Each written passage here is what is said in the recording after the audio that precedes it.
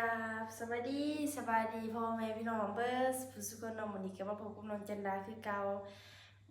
วันนี้หลังจากที่เราเหลือเขียนมาเราก็ต้องได้อาบน้ำกันแล้วทุกคนเราก็เปลี่ยนแต่เสียแต่ว่าเรื่องสิ่งที่ยันอยู่คือเก่าเราก็จะมาเฮ็ดเมนูให้พ่อแม่พี่น้องเบิ่งเนาะเราก็มีไก่อยู่ตัวนึงเนาะที่แบบว่าหมูเฮาเอามาเนาะตอนนี้เราก็กำลังสิขางไฟเนาะน้องจันบ่บอกแล้วว่าน้องจันเสร็จเมนูอีหยังให้พ่อแม่พี่น้องเบิ่งให้พ่อแม่พี่น้องไปดูกันเลยเนาะเราก็สิซุปหม้อน้ำร้อนก่อนเนาะขั้นตอนแรกนี่ก็จะเป็นไก่ของเราพี่น้องไก่ผูกตัวใหญ่แห้งอันนี้นี่ห้าขาหมอไปไว้เลยทายหนังฟุตก็แล้วถ้าจังสีลบพ้นเลยเนาะอันนี้ขาหมอไปไว้แล้วที่จะทายหนังฟุตกันเลยตอนนี้หมอห้าฟุตเลยน้องพี่น้องห้าก็จะถอดหมอ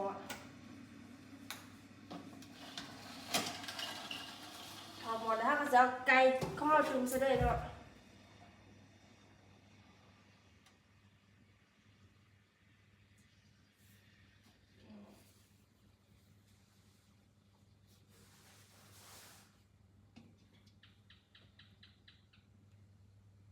แล้วก็จังจากที่เราจุ่มเดี๋ยวแล้วเขาจะมาลบคนเนาะ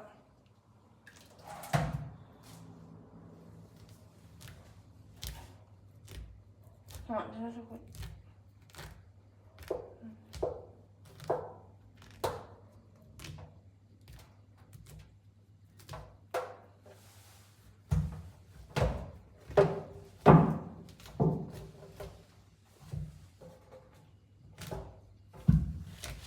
แล้วก็สิลบไปเรื่อยๆผมว่าพอไปดอกจนมันแหลมเลย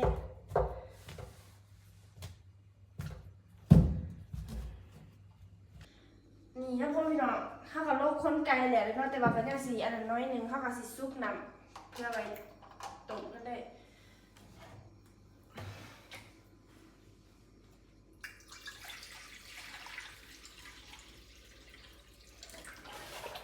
น่าจะเท่าขาหมอเพราะว่าถ้าเขาจะไกลมากกว่าเนาะเพราะว่านี่ถ้าโลกคนเด็ดบ่อยเนาะแต่ว่าเป็นอย่างคนที่ว่าติดอยู่เนาะ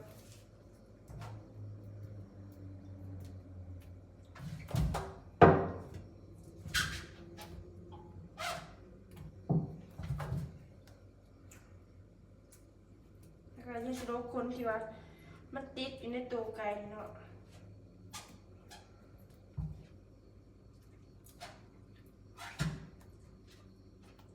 หลังจากที่เขาผัดหลังจากที่เขาคั่วโลกคนเดี๋ยวเขาจะมาคั่วไก่กันเด้อนะพี่น้องไก่กระตูใหญ่ใหญ่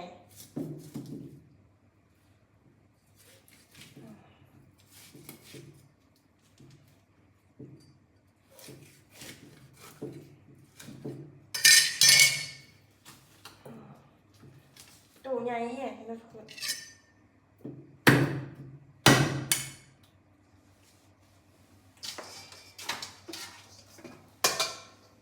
เตรียมพร้อมใส่คนเนาะ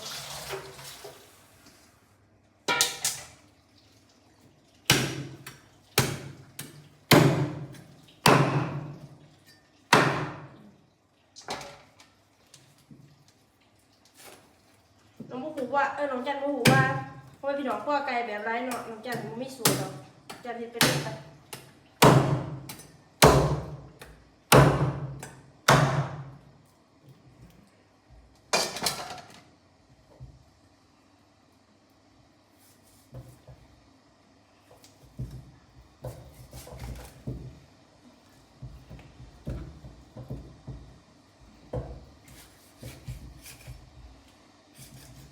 หมอโคตรไปไหวเนาะ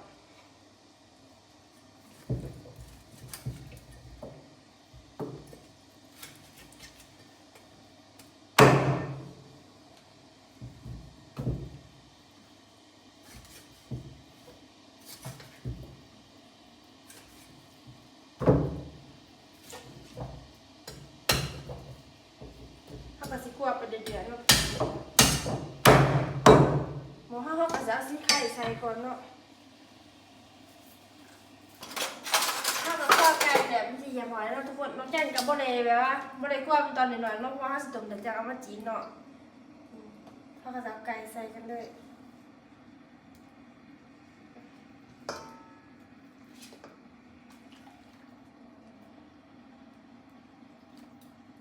ไก่ใส่กันเลยนะพ่อพี่น้อง เห็นตอนใหญ่ๆแบบนี้แล้วเนาะเพราะว่าเขาจะเสียปัจจีอยู่ด้านกลางจากหน้าตัวเนี่ยเขาเห็นบ่เบิดแล้วเนาะเพราะว่าเขาบ่ได้กินหลายคนเขากิน2-3คนเท่านั้นจนสุดท้ายก็สิใส่น้ำยาใส่ตู้เย็นไว้เนาะแต่เขาต้องเอาเกลือเนาะเอาเกลือใส่ก่อนเนาะ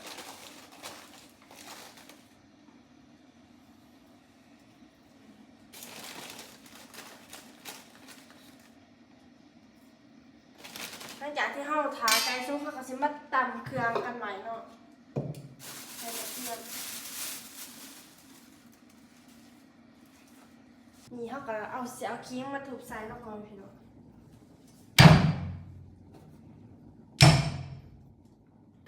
หลังจากที่ถูบแล้วก็เสียใส่หม้อเลยเนาะ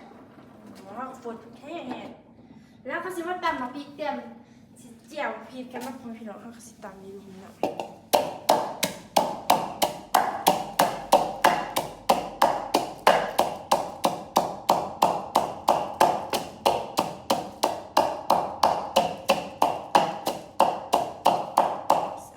ใส่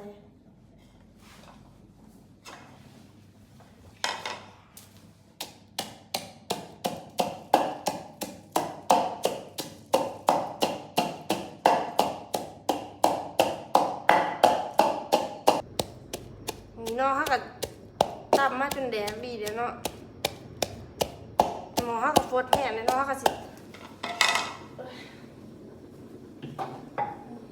หมอเขาก็ฟดแห้งแล้วก็สิต้มนุ่นๆไว้เนาะเพราะว่าเพื่อให้มันเปื่อยไก่ให้ตัวใหญ่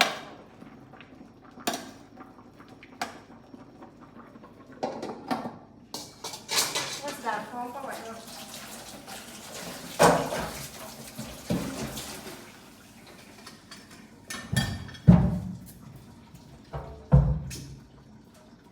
ต่อไปเขาก็จะเอาไก่มาจี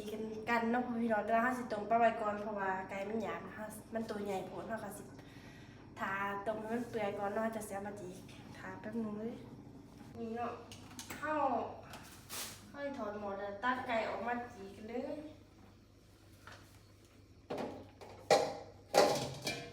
ไก่ก็มาสิเปื่อยทีอย่างน้อยเนาะ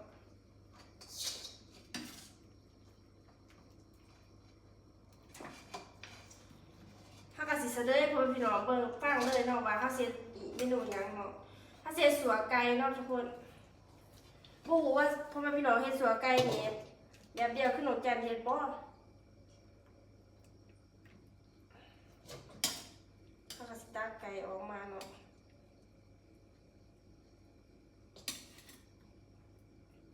เขาคือสิจีบบ่ได้เนาะสิใส่มีดฟันเอาซะเขียงที่ว่าเขาล้างไว้เขาก็ใส่มีดฟัน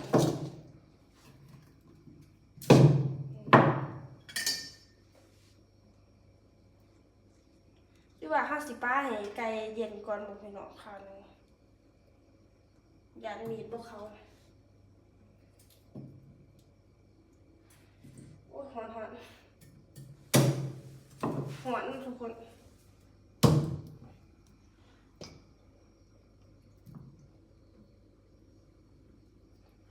มันหอดโผดพ่อพี่น้องเขาก็สิไปเปิดใส่พัดลมก่อนเนาะข้าวนึง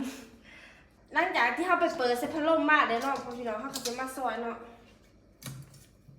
มันจะเลิกเนาะสีฟ้าเห็นฟ้าเนาะหนูว่าจมอยู่หิวข้าว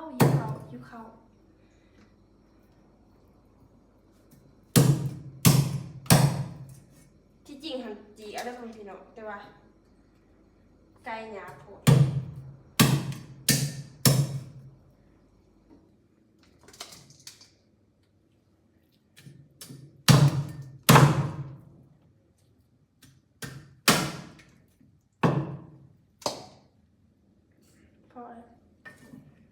หลังจากที่แบบว่าเขาซอยตอนไกลเนี่ยเขาสิมาถอนน้ำออกก่อนแล้วว่าเขาสิอันนั้นเขาก็เอาไก่ใส่ถั่วเข้าไปเนาะว่าสิขัวไก่ก่อนแล้วคุณพี่น้องบ่หัวเพราะว่าพี่น้องเฮ็ดชื่อกันเนาะเนี่ยไก่ถือว่าเขาอันนั้นจนเต็มถ้วยพี่น้อง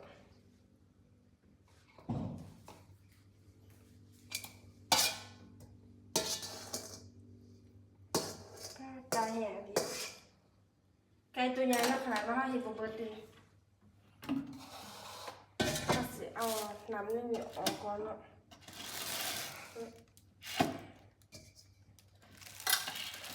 พอก่อนคลิปถ้ากระซิมาขางน้ำมันก่อนเนาะทุกคนแล้วก็เตรียมเอาค้อนที่ว่าเขาตำไว้มาคั่ว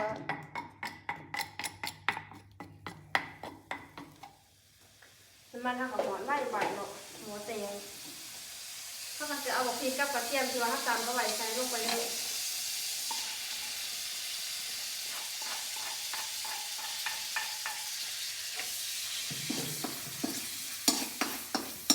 คั่วไปจนให้หอมๆสุดเนาะทีละ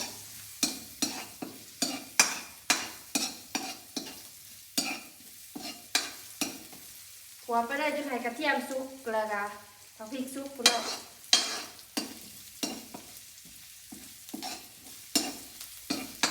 ลูกว่าพี่น้องเฮ็ดคือกันมอนแล้วสัวไก่ที่แบบว่าเอาไก่มาขวาก่อนหรือแบบเวลาเราต้มสุกแล้วเราเอาไปจีนะคะอันนี้เลยเนาะหลังจากที่ผักพริกกับกระเทียมหลังจากที่ว่าเขากลัวพริกสุกแล้วเนาะพี่น้องเขาก็จะเอาไก่ที่ว่าเขาอันนี้ไว้ใส่กันเลย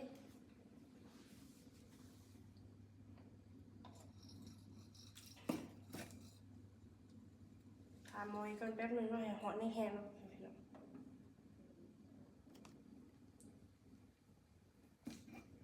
ไก่ใส่กันเลยเนาะ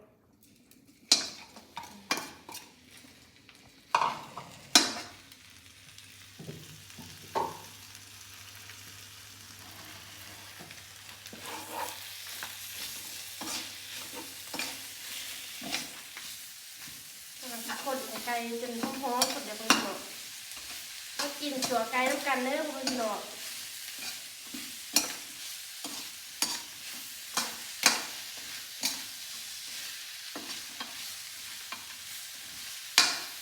หัวไปเดือดๆเนาะ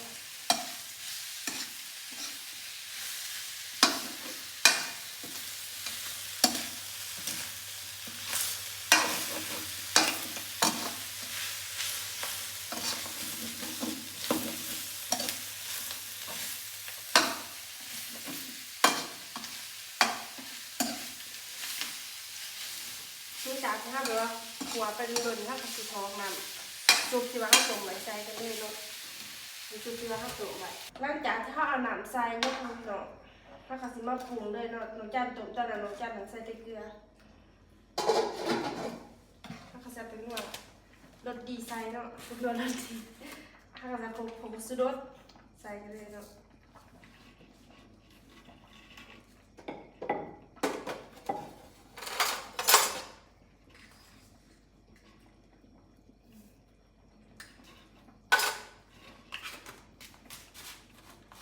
เกลือถ้าก็ใส่ก่อนถ้าก็จะปลาแหลกใส่น้อยนึงแล้วคนพี่น้องขั้นว่าคนที่เขาจับบุมาเขาก็บ่ใส่เนาะแต่ว่าจูดจัดนี่ดจัดใส่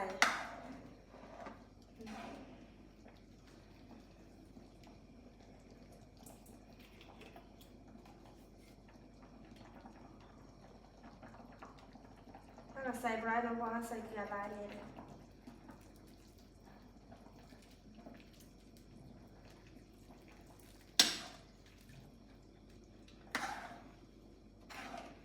หลังจากที่ว่าถ้าปรุงในอันนี้เดี๋ยวเราเขาสิงามไว้เดี๋ยวทาปรุงดักกินเลยแล้วพี่น้องตอนนี้กันเลิกแท้เลยเนาะเพราะว่าถ้าเหลือเยี่ยมมากกับ8:30เลยเนาะพี่น้องถ้าแบบมา1เขายัง3เนี่ยเนาะตอนนี้คือทาหมอซุกเนาะพี่น้องนี่เนาะทุกคนหมอเขาโคตรเท่แท้ถ้าเราซิมาซีเมืองเนาะจะรอดหรือจะรั่ว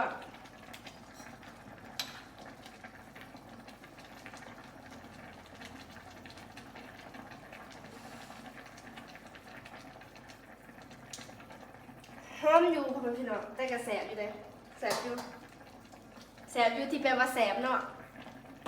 ตอนนี้เขาสตาร์ทถวนมากินข้าวแล้ว